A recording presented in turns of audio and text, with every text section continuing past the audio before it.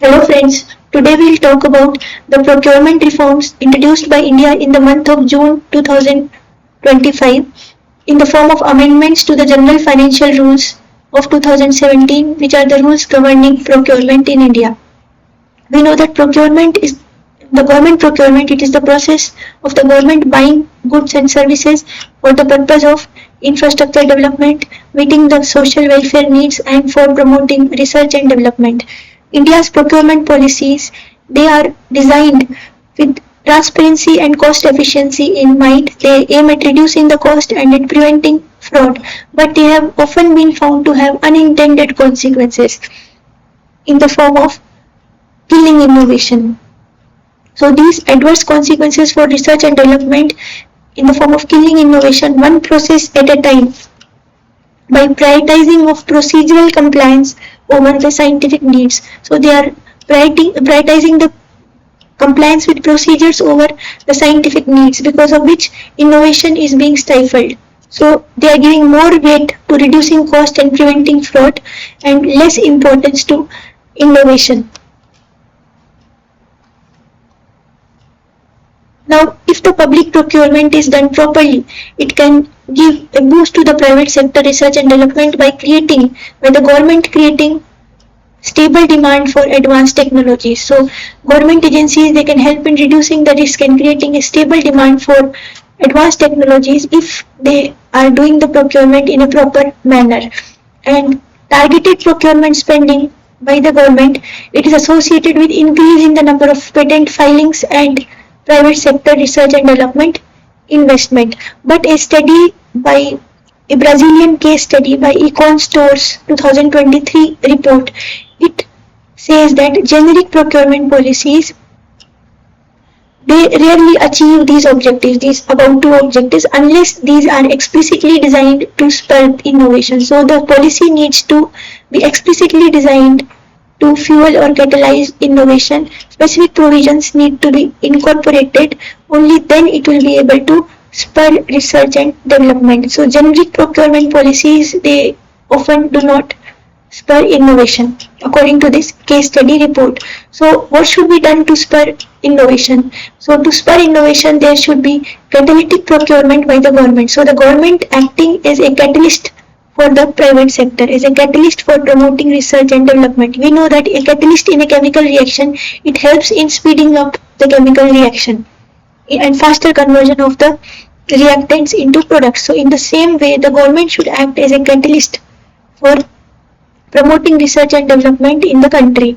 So if the government is flexible in its approach, if the government does not adopt a rigid approach, then it will allow public institutions to act as the early adopters of advanced technology. So the public institutions, they can help in buying of the advanced, they can act as buyers of advanced technologies, they can give funding to startups and businesses, they can fund innovation, and in this way they can stimulate the private sector innovation, they can reduce the risk, and they can stimulate research and development. So the concept of state acting as a catalyst, the concept of state purchasing power shaping the technological markets,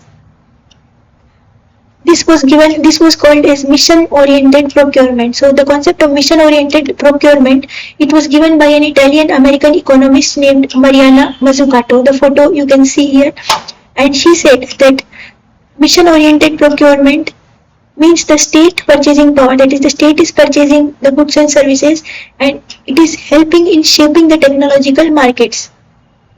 Now, as an example of mission-oriented procurement, there is the COINO system by Germany. So COINO, which is the Center for Innovative Procurement in Germany, it is the state agency which is helping in shaping technological markets, which is acting as a catalyst for research and development, catalyst for innovation. So this COINO, the government agency in Germany, it is advising the government, it is advising the procuring agencies, it is also organizing and presenting the online content, the information, the merchandise, etc. using expert knowledge. So there are experts in this agency, and they are organizing, selecting the supplier databases and using its expertise to select the proper suppliers. So in this way, it is curating the supplier databases, and it is also hosting cross-sector innovation forums. So it is collaborating across sectors. It is collaborating across sectors for promoting innovation. So this is an example of this mission-oriented procurement. Now we will come to what procurement reforms have been introduced in India recently in June 2025, which will promote flexibility and help in catalytic procurement by the state. Now the two major reforms that have been introduced in June 2025 are: one is enabling the scientific and research institutions to bypass the government e-marketplace portal for procuring of specialized equipment. So it is enabling the scientific institutions to bypass the GEM portal, the government e-marketplace portal, for the purpose of procuring specialized equipment. Earlier that was not the case. So earlier what the provisions were that all the procuring institutions, they had to mandatorily procure only through the government e-marketplace portal, and this procurement was prioritizing the cheapest made in India option. So the government e-marketplace for GEM portal was prioritizing the cheapest made in India option. So if these scientific institutions, they were procuring through the GEM portal, and they were required to prioritize the made in India equipment which were the cheapest. So this was a focus on reducing of cost, and it was a focus on Atmanirbharta, that is self-reliance. But the problem with this was that the made in India equipment which were being provided through the GEM portal, they were often substandard, because the vendors in India, they were not able to meet the needs of customization. We know that cutting edge research, it requires customization, and vendors of India were often not proving competent enough to meet the needs of those scientists or those scientific institutions. And these substandard, so it was compromising on quality. There were delays.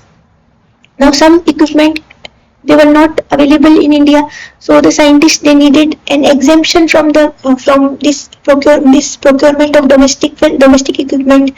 So for these exemptions, they had to apply for exemption on the GEM portal, and applying for exemption was a time-consuming process. So this was compromise. This was leading to delays and compromise on the research goals.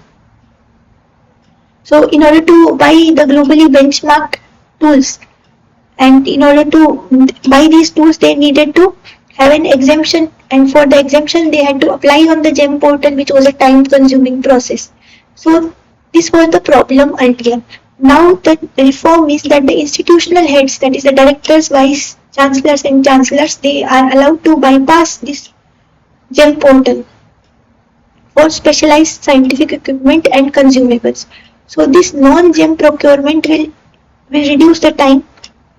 It will promote better research. It will promote quality, and it will promote customization. Because cookie cutter procurement means the procurement which is inflexible, that was not able to meet the R&D's bespoke needs. So bespoke needs means the needs for customization in the research and development sector. So the needs of customization can only be met if adequate reforms are undertaken to permit flexibility to the buyers, to permit flexibility to the scientific institutions. Now the next reform that has been introduced is enhanced financial thresholds for research and development procurement. So the financial thresholds, they have been enhanced. There are different methods of procurement. One is the method of direct purchase. In direct purchase, no quotations are needed. Quotations means inviting applications from at least 3 vendors, and all the 3 vendors will be quoting their prices, and then the procuring agency will select on the basis of the will select the most cost-effective option on the basis of the proposals submitted by the vendor. So this is the method of quotations. Now direct purchase means purchase without quotation. So in case of direct purchase, or purchase without quotations, the limit earlier was 1 lakh. So earlier the procuring agency could purchase goods and services up to rupees 1 lakh by the direct purchase without quotation method. Now this threshold has been increased to 2 lakh rupees. So by increasing this threshold, it will promote flexibility in procurement and it will lead to faster and simpler procurement for smaller purchases. So now the quotation method, that is inviting the applications from at least 3 vendors, that need not be followed for purchases up to 2 lakh. Now there is also a concern associated with this reform. The concern is that this limit of 2 lakh, it is inadequate for procurement in high cost fields like quantum computing and biotechnology, because in these fields the equipment or material, it is costlier and this direct purchase limit of 2 lakh rupees is insufficient. It needs to be raised further. Then there is the method of procurement by means of a purchase committee. So purchase committee means a committee consisting of officers or employees of the organization, and this committee is required to take a decision on procurement. So this committee may contain a number of members. So this purchase committee method, the limit earlier was 10 lakh. So for procuring goods up to 10 lakh rupees, a purchase committee could be formed. Now this limit has been enhanced to 25 lakh. So this enhancement of limit up to which a purchase committee can give decisions on procurement, this is also going to promote greater flexibility and quicker decision making at the institutional level. Also, the method of procurement by means of tender, the threshold has been enhanced. There are two types of tender. One is the limited tender and the other is the open or the advanced tender method. So in case of limited tender, the tender is floated to a limited number of suppliers, to a limited number of selected suppliers,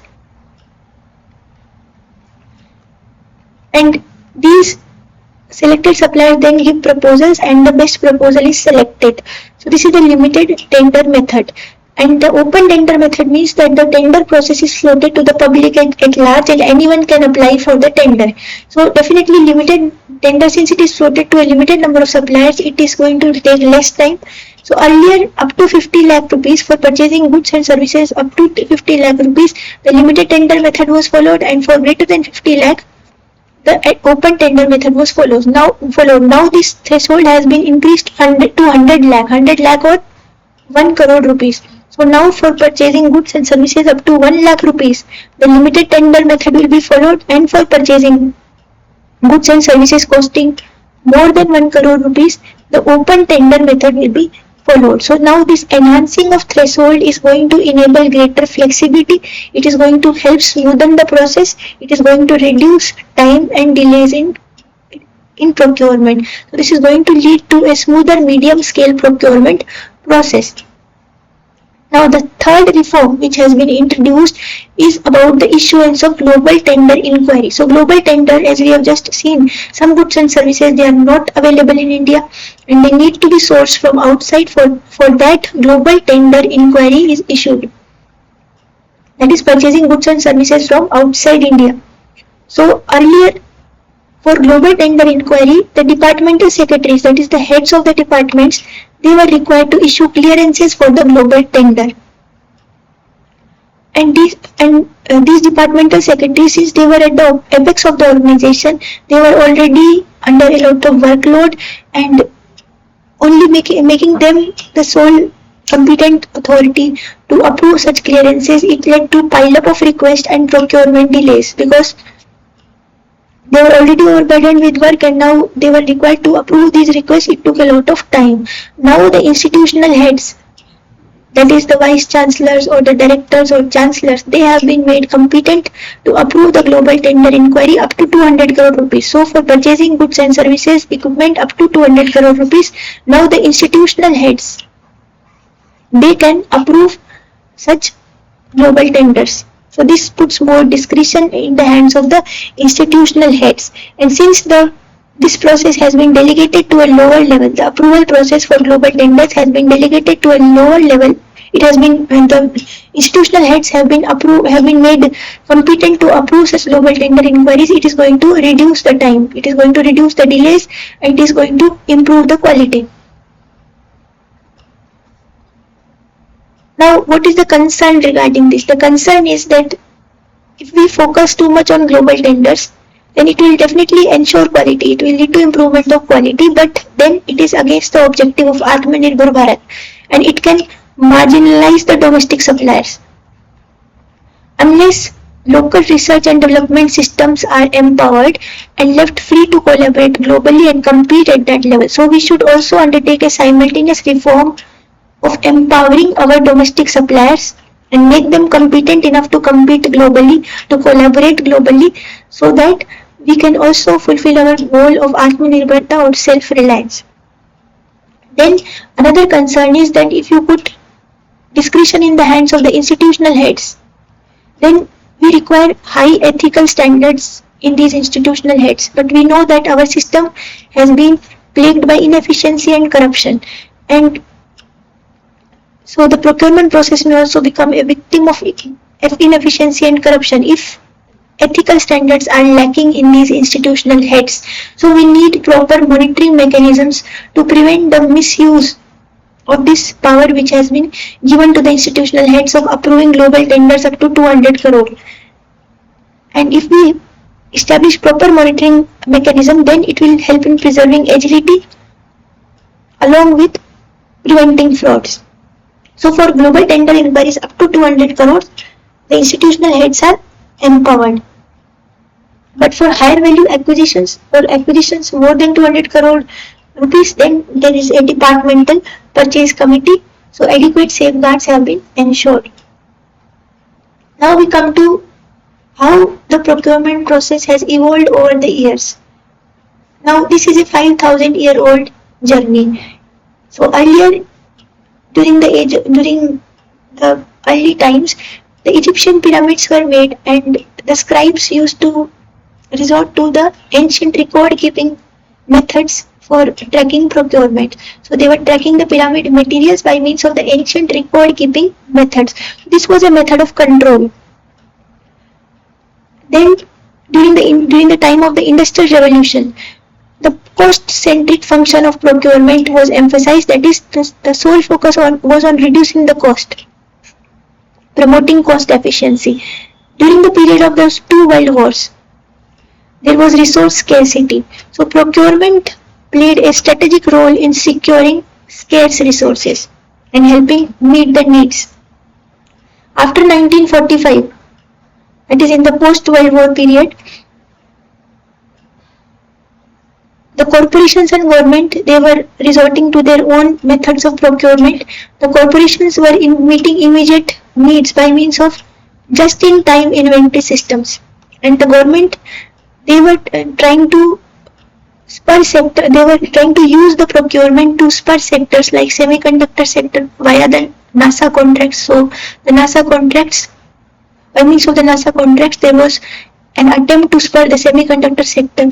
Then the European Union's green mandates, they tried to spur the renewable energy sector. So the government was using its policy to spur certain sectors. It was using its procurement policy to spur certain specific sectors.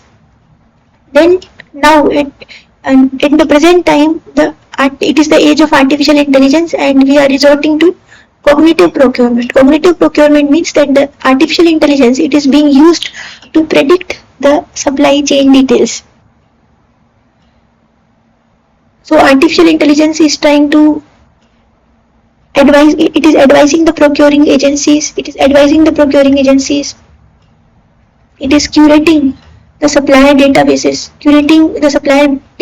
that is, it is organizing the knowledge, it is organizing, presenting the data, the online information and data that is related to suppliers using professional and expert knowledge. And then it is also promoting collaboration across sectors. It is artificial intelligence is simulating scarcity scenarios, and it is providing alternatives in case of scarcity. So in this way, artificial intelligence has reduced the process of procurement. It has reduced the decision-making cycle for procurement from months to weeks. An example of this AI-based procurement is the procurement during the COVID-19 pandemic by Pfizer. So Pfizer was developing an mRNA vaccine for COVID-19. So it needed raw materials for developing this vaccine. So it used artificial intelligence to track the supplier databases. So using artificial intelligence, the long process of tracking supplier databases, it was reduced to a few hours. So this helped in speeding up the process of selecting suppliers. So it reduced the entire process from months to weeks. So this was a classic example of cognitive procurement by the Pfizer company. So this AI, it also helped in simulating scarcity scenarios. It helped in promoting alternatives in case of scarcity, and it helped in automating of compliance.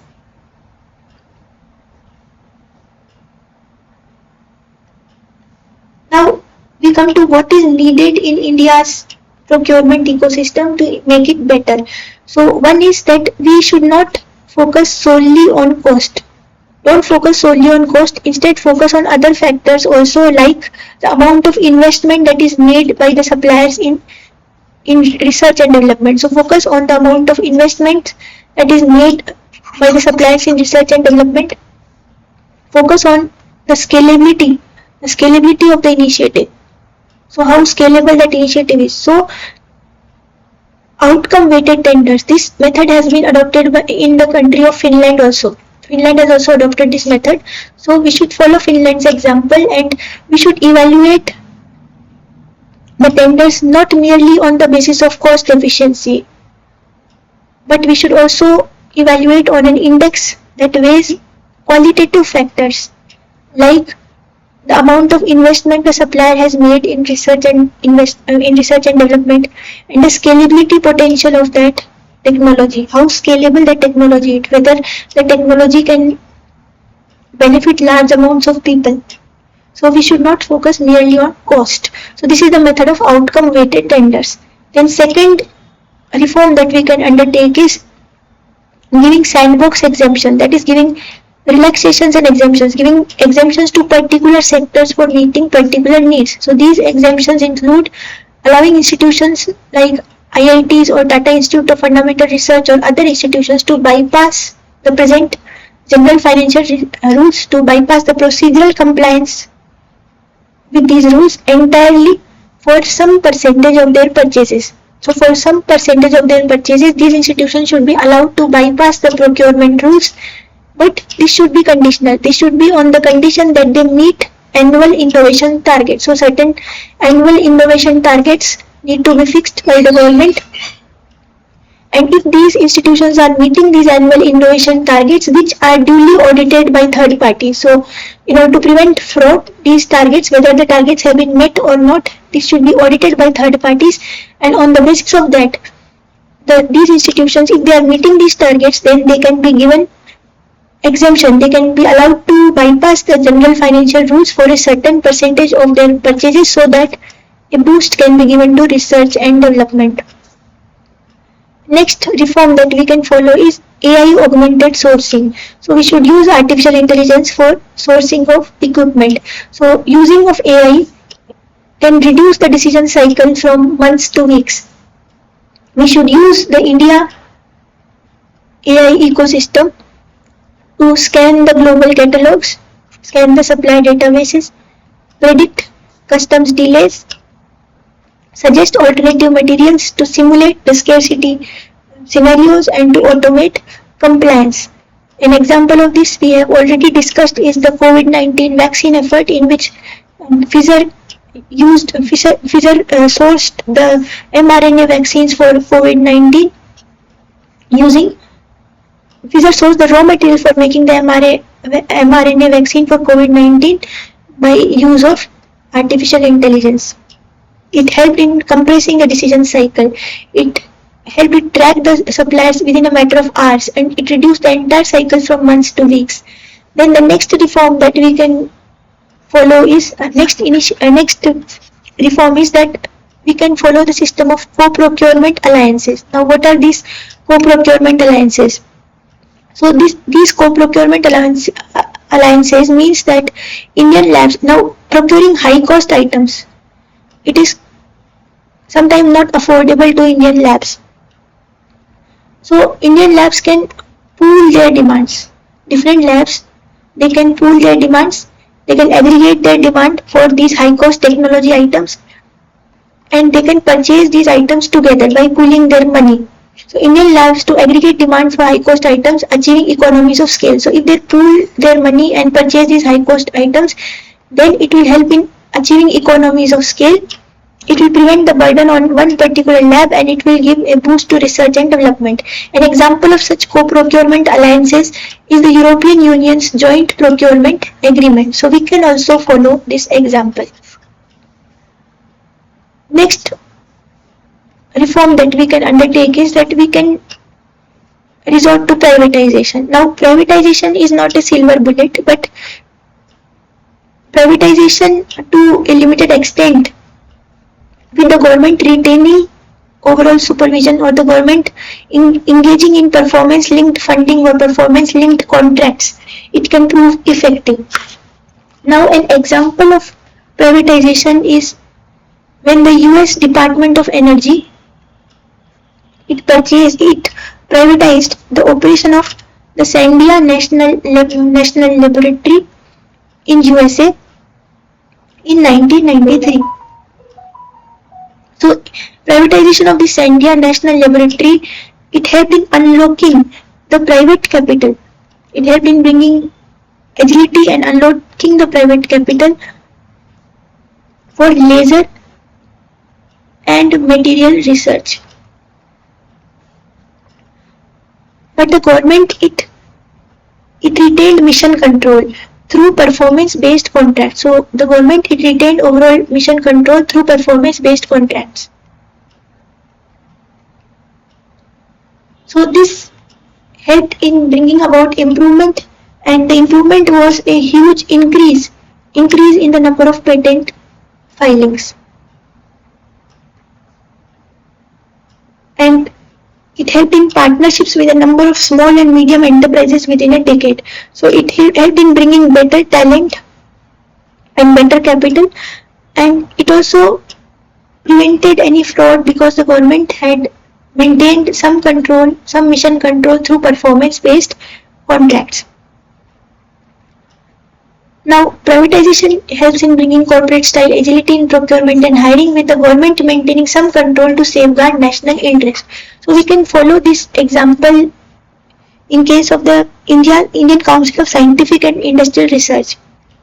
So CSIR can also follow this hybrid model, that is the government engaging in performance-linked funding and also privatization for bringing corporate-style agility and unlocking of private capital. So there needs to be coexistence of public and private entities, with each accessing shared innovation marketplace, but governed by distinct risk-reward matrices. So the government needs to have some control to safeguard the national interest, like having performance-linked funding and maintaining of competitive pressure. So privatization is not the silver bullet, it needs to be done with safeguards, with the government maintaining some control. Now we come to how India can learn from global best practices in procurement. Now an example of this is the Germany's COINO agency. So it is the agency for procurement in Germany. It is also called the Competence Center for Innovative Procurement. Now this is a dedicated agency which advises the procurers. It organizes, presents information, online information, merchandise, etc. relating to suppliers using the professional and expert knowledge, and it engages in hosting of cross-sector innovation forums. So it is collaborating between different sectors for the purpose of innovation. It is helping in organizing the knowledge of various sectors, hosting cross-sector innovation forums. So catalyzing research and development. This is an example of mission-oriented procurement, as we have already discussed. Mission-oriented procurement means the state purchasing power, deliberately shaping technological markets. So India can also follow this example. Another example of global best practice is the US program which is called the SBIR, that is the Small Business Innovation Research Program of the USA. Now what is this SBIR program? Under this, the US government is giving funding for small businesses, for innovations made by small businesses. Now this is a demand driven program. The government reserves 3% of federal research and development funds for startups using phased procurement contracts to de-risk early stage technologies while maintaining competitive tensions among vendors. So this is a phased procurement process. Now what is phased procurement? Phased procurement process means the government is procuring in phases.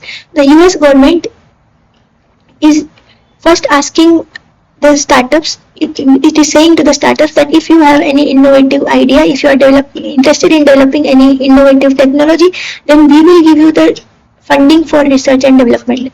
Government will provide the funding for research and development. So it is a demand driven process.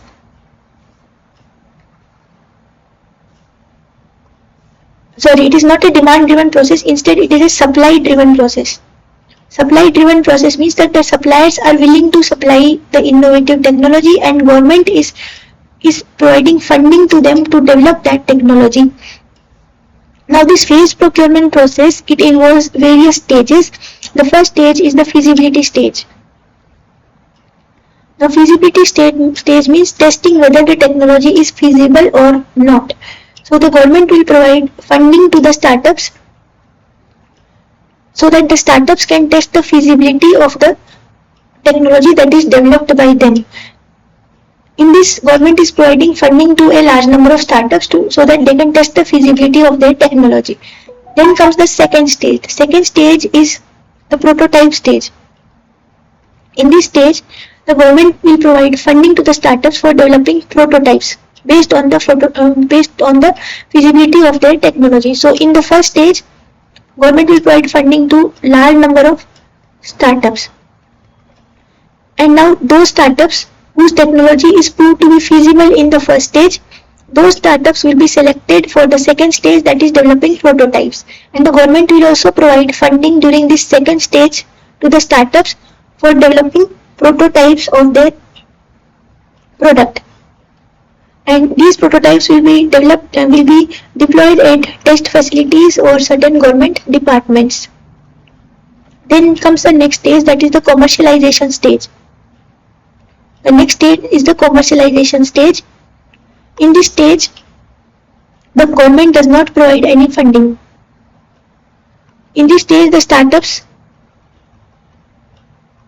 first sub-stage is the pilot stage, in which the startups are allowed to, and they will deploy their technology on a grid scale in government departments, or they will give their technology to certain private companies, and the technology will be deployed, the technology will be commercialized. And then next stage comes the scalability stage. So in the scalability stage, the technology will be deployed on the mass scale, since the technology has already proven to be effective. So during the commercialization stage, which includes the pilot and the scalability stage, the US government is not providing any funding.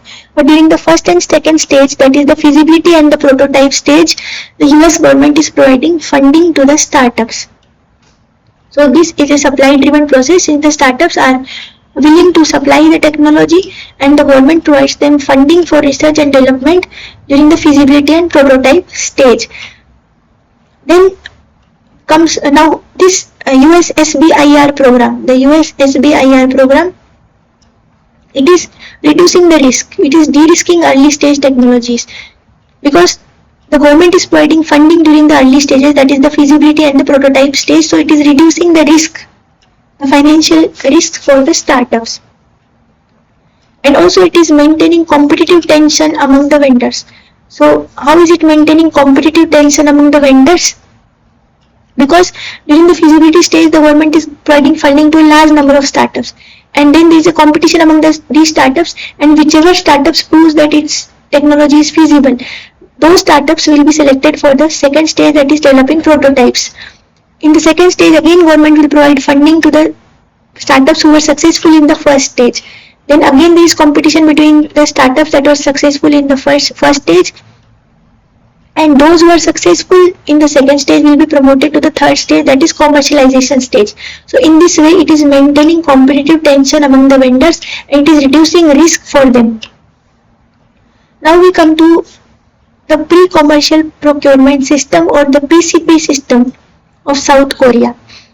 Now this system, it pays premium prices, that is high prices, for prototypes that are meeting moonshot criteria. Now moonshot criteria means criteria which are helping in solving of those criteria which are helping in solving high impact problems. So developing of path breaking technologies to solve high impact problems, or problems which at a particular time seemed impossible to solve. So that is moonshot criteria. So the government will provide high prices, premium prices for the prototypes which are meeting moonshot criteria, and government is going to provide funding during all the stages. Now what is this PCP system? This is a largely demand driven system. What is a demand driven system? That is, the government will set certain national priorities, and it will say to the firms that we have certain national priorities and we need the technologies that are meeting these national priorities. These technologies may be like carbon free technology or digital health technology, or it can be some other technology like developing of advanced semiconductors. So path breaking technologies which are solving high impact problems. So government says that we have this national priority, we have this problem which needs to be solved, and we invite the businesses to develop technology to solve this problem. And we will be providing funding during all the stages. So initial stage, feasibility stage, government will provide funding. Then the prototype stage, again government will be paying premium prices or high prices to cover the risk for the different businesses. Then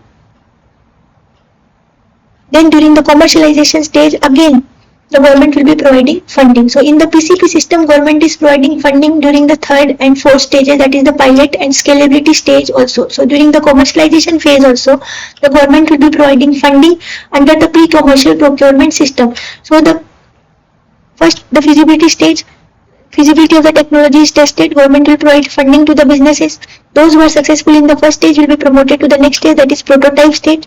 Prototypes will be developed and deployed under test conditions.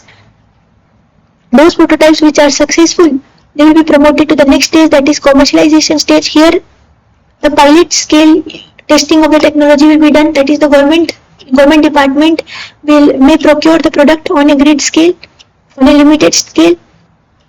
Then will come those products which prove to be successful in this pilot stage. They will move to the scalability stage, that is the mass procurement of products by the government departments in South Korea. So the difference between the SBIR and the PCP system is that during SBIR, which is a supply driven system, funding is mainly provided for research and development and only during the feasibility and prototype stage. While in the PCP system, the funding is provided during all the stages.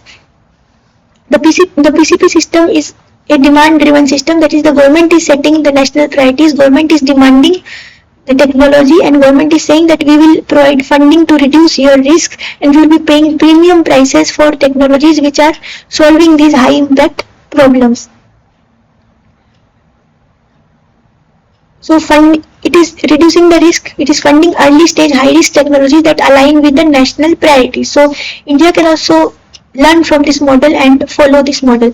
So the present procurement policy of India is largely cost centric. It is focusing only on reducing the cost, but we need to learn from other countries and focus on other factors also in order to spur innovation and research. We can adopt the phased procurement system that is followed by USA to promote research and development, or in order to solve high impact problems, we can adopt South Korea's pre-commercial procurement system, in which the government sets national priorities and funds the development of the required technologies, and it also funds the commercialization stage. So in this video we have studied about India's procurement policy, the problems that were associated with the previous policy, which was prioritizing reducing cost and preventing fraud, and it was stifling innovation because it was stressing too much on procedural compliance. And the recent reforms in June 2025 are helping boost catalytic procurement by means of promoting flexibility. So the main reforms that have been introduced in the June 2025 procurement reforms, these include allowing the scientific institutions to bypass the government e-marketplace portal for meeting the needs of specialized equipment,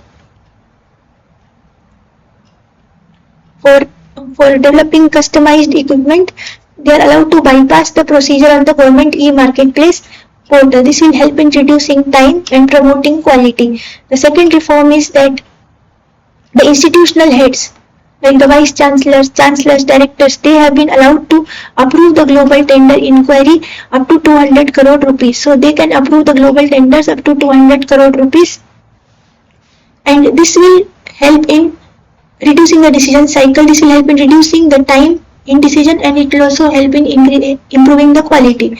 So earlier only the departmental secretaries could do this, only they could approve global tender inquiries, which led to pile up of requests and delays. So this is going to simplify the process. And the third major reform which has been undertaken is increasing the thresholds for research and development procurement. So these thresholds include increasing the direct purchase limits from 1 lakh to 2 lakh, which will help in simplifying the procedure, in reducing cost. Second is increasing the threshold for purchase committee from 10 lakh to 50 lakh, and the third is increasing the threshold for limited tender from 50 lakh to 1 crore. So now up to 1 crore rupees, the limited tender process can be resorted to. Now we also discussed about the concerns regarding the procurement reforms. The concern include that in case of direct procurement, the 2 lakh limit is less for certain technologies like quantum technology, quantum computing, and the biotechnology, because here the equipment that are procured, they are of higher cost. So the direct purchase of 2 lakh, that may be inadequate for this.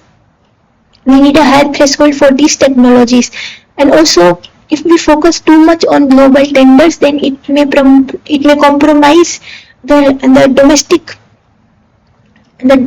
supplies. It may compromise our self-reliance it may compromise the objective of Atmanirbhar Bharat. So we need to empower the domestic suppliers also and make them competent enough to compete and collaborate at a global level. Also, giving too much discretion in the hands of institutional heads, like they have been empowered to approve global tender inquiry up to 200 crore. This needs high ethical standards, which need to be slowly developed in our system, because it has been historically plagued by inefficiency and corruption. So we need proper monitoring mechanisms to ensure that there is no corruption. For global tender inquiries above 200 crore rupees, there is the provision of departmental purchase committees.